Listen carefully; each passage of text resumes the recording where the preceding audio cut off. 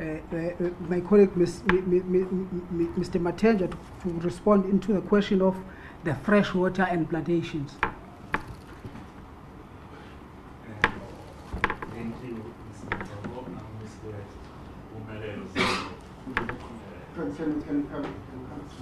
This side. I think Mr. Ngo unseated me and decided that we participate now, so it's okay.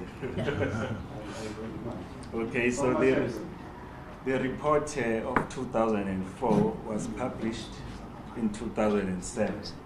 There were no legal time frames back then as to how often or the frequency of the report should be published. So officials at that stage, they were able to publish the report in the 2004 report in 2007. Since then, the Act has been amended to put in the time frames. It was meant that the time frames are in line with the medium-term strategic periods or framework of 5 years, but when the Act was issued, then it made it 4 years. So we are supposed now, since the amendment, I think the amendment was done in 2014, that we must publish within 4 years of the effective date of that amendment. So we are within the time frames as per law, but back then there wasn't. What causes it also to take too long is that the content of the report does not sit necessarily with environmental affairs. If you'll understand that the environment is a mandate of almost every department. So we have all the water and sanitation. It's not within the department. You have the land reform and the municipalities. So it's all over the place. So getting the information and getting the IGR structures ready to deliver the report took some time, but we are on the right track now is to find the systems of working together to ensure that we deliver on the required report in time. So I hope that satisfies the question of You allow Mr. Martinez to respond to the question on plantation of water sources. Colleagues, good morning. The question is actually a forestry-related question, but I will attempt to respond from our perspective as the regulating authority in terms of afforestation, plantations. What happens is when you get an increase in the number of plantations, there's something called a stream flow reduction that happens, which essentially is a reduction of water in streams and in catchments feeding to particular streams. And the question is around what we should be doing in trying to revive those streams, in trying to get our freshwater systems back. Well, some of the catchments have been closed for afforestation, and we have to understand that. But at the same time, we've got to improve our current situation at the moment. We've introduced in the activities in terms of the EIA regulations, activities that will help regulate afforestation plantations, particularly in areas where freshwater systems still exist. And again, working with water affairs, we've developed a system with them to help manage their catchments, because catchment management is actually water affairs mandate. And you cannot manage a portion within the catchment. In order to get your freshwater systems back in order, you need to be able to manage the entire catchment. But from our side as economic development, tourism and environmental affairs, we are regulating forestry applications that come in so that we ensure that we revive our streams and our water systems. Another phenomenon that is currently happening, which also contributes to the reduction of our water systems and to some extent to the pollution of our water systems, is the spread of alien invasive species, which as a department we are again trying to manage, because that has a significant impact on our water systems. If I can make an example, a eucalyptus tree, what we normally call a gum tree, an average tree would take about 70 liters of water a day. And you can imagine 10 hectares of eucalyptus, how much water we lose on a daily basis. Those are some of the issues that we're looking at, and we've got to deal with those issues. I think I've covered the question.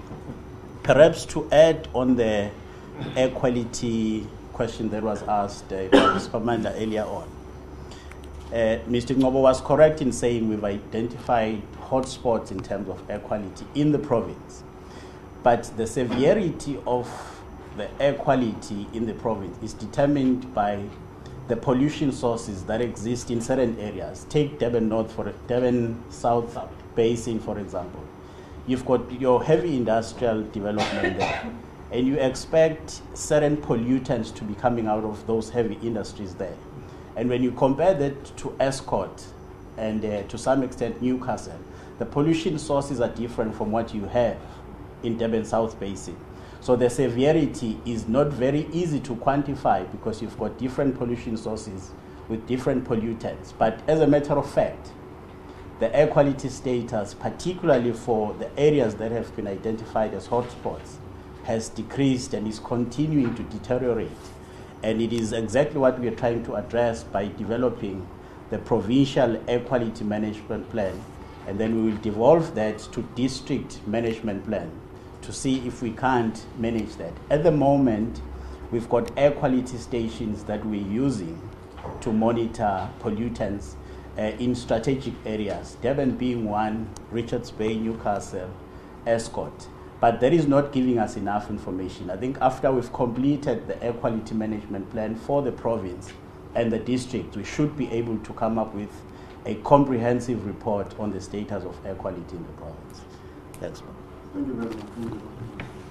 Shall we allow the SABC to... Well, I think the first issue is that of air quality, which has been addressed. I wanted to add on that. But what have we been doing since 2011, climate change? Firstly is to sharpen our strategies from the COP17 of 2011. But secondly, we had to start working to create an awareness in municipalities. Hence, the 10 district plans that have been developed. But we continue to do a number of other policy interventions in that regard. So it's not a question of 2011 up until 2018 and there is nothing that has been done. The issue of environmental preservation has been one of those that are a priority in KwaZulu Natal. You will also know that the Premier of the province is chairing one of the UN climate change subcommittees. Because of our participation at that level, we've been advocating for preservation of environment and ensure that we deal with issues of climate change. Having said that, illegal dumping, we are going to tighten inspections as indicated early, but also ensure that those who are found to be on the other side of the law, they feel the pain. We must have decisive actions that will be taken, of course, working with the national department. And therefore, the question about strategies, the strategies will be improved. We're going to intensify monitoring. We're going to ensure that those who act against the law are taken to books and they are penalized seriously. I think that will address the last question of Ms. Pillay. Okay, thank you very much, Amisi. Then there's a gentleman who had a hand up there next to him. Oh, okay. So, I'm Louis Kubala from the SABC TV News. The MSC has highlighted a few critical concerns that the department wants to address. and seemingly those concerns will lead the departments to dig deep into its pockets. Just roughly estimating how much money would it cost the departments to try and address these critical issues? Okay. Just another one based on your responses in showing the air quality, we really appreciate it. But one of the main reasons which is cited as a delay in releasing data is the issue of monitoring stations which are not working. Particularly in eThekwini, there are 4 air quality monitoring stations that are reportedly not working. Is that true? If so, how does it impact on the slow pace of data collection and processing? But let me just rephrase my question by saying, do you have enough infrastructure and capacity to undertake environmental monitoring? Thank you. With regards to the provincial air quality management plan, at what stage is this plan currently, and when can we expect it to be completed?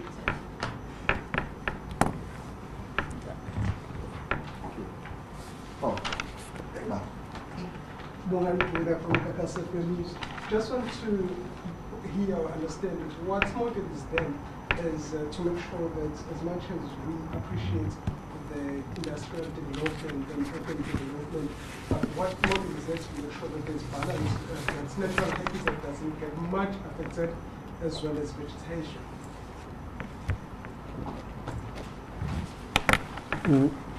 I think we'll take the first 2. I will take the last one.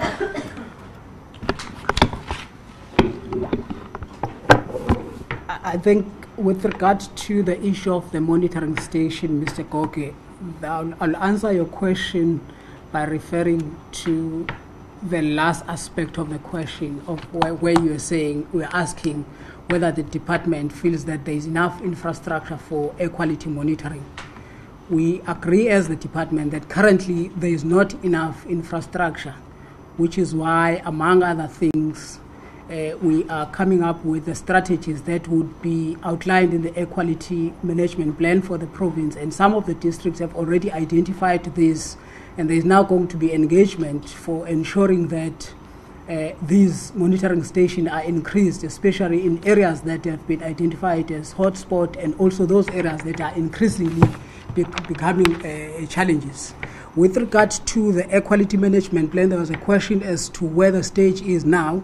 I'll request again on that one that Mr. Matenjwa will respond to that, and the last one I'll leave for the MECS.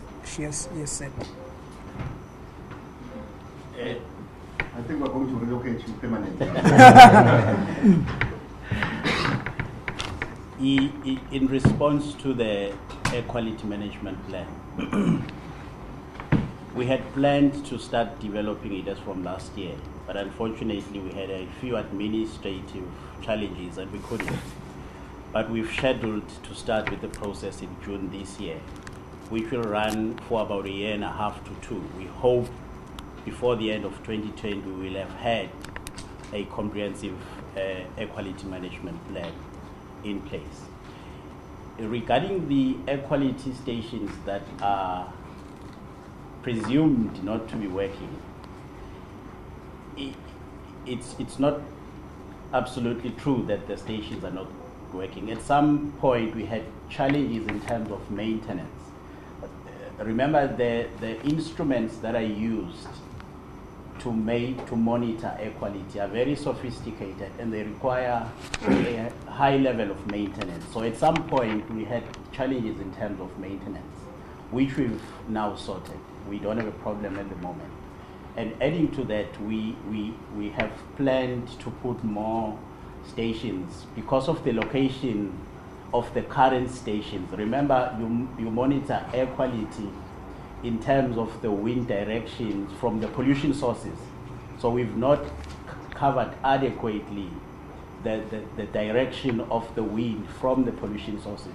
So we will be adding more stations in strategic positions to be able to capture pollutants coming from various sources within those areas. Thanks. No. Then the last question was around what is it that we're going to be doing going forward as part of the strategy to deal with air pollution and what informs our air management plan. I think the first thing is that we must be honest here. South Africa is part of developing countries, and that must be understood. And therefore, we should bear in mind that we are not going to shift just overnight to embrace what is obtaining in developed countries. We'll continue to ensure that our strategies are in line with the conditions that defines South Africa. So firstly, the first in our strategies, while we will present a comprehensive strategic interventions during the budget vote on the 15th, we must indicate that we are going to be encouraging that we venture and emphasize green economy. So going green is going to be part of our strategies going forward. Embracing technology development. As we are starting here, instead of giving you the report in a form of document, we've given you these cities. And that those are part of strategies. But more than that, we do need to ensure awareness and education. And that is what we're going to be engaging on. Awareness and education of our people on issues of preservation of the environment.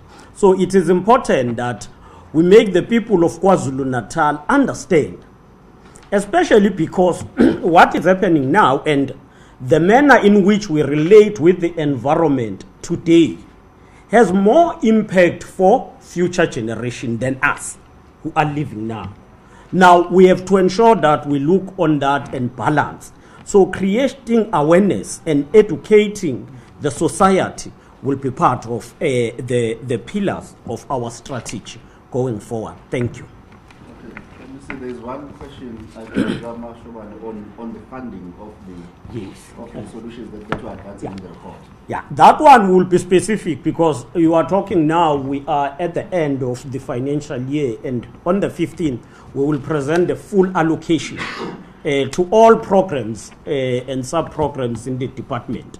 So we'll report on that on the 15th. Thanks.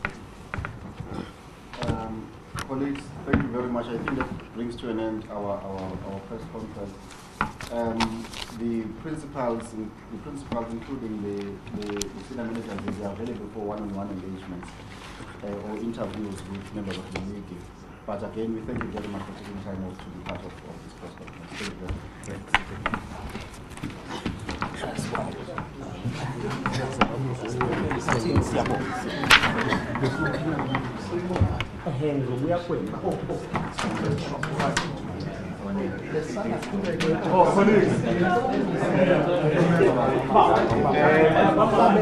Sorry, colleagues,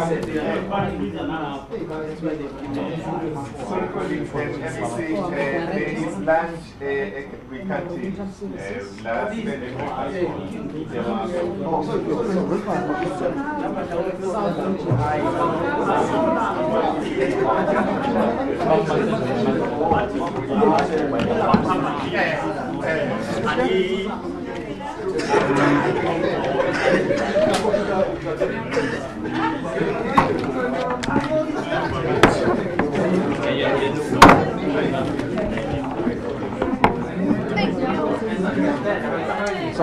Hey, hi, how are you? Great, how are things?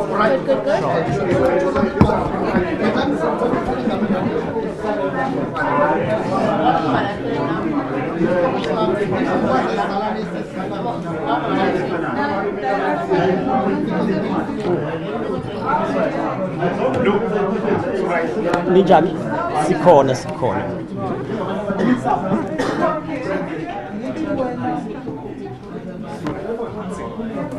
Yeah.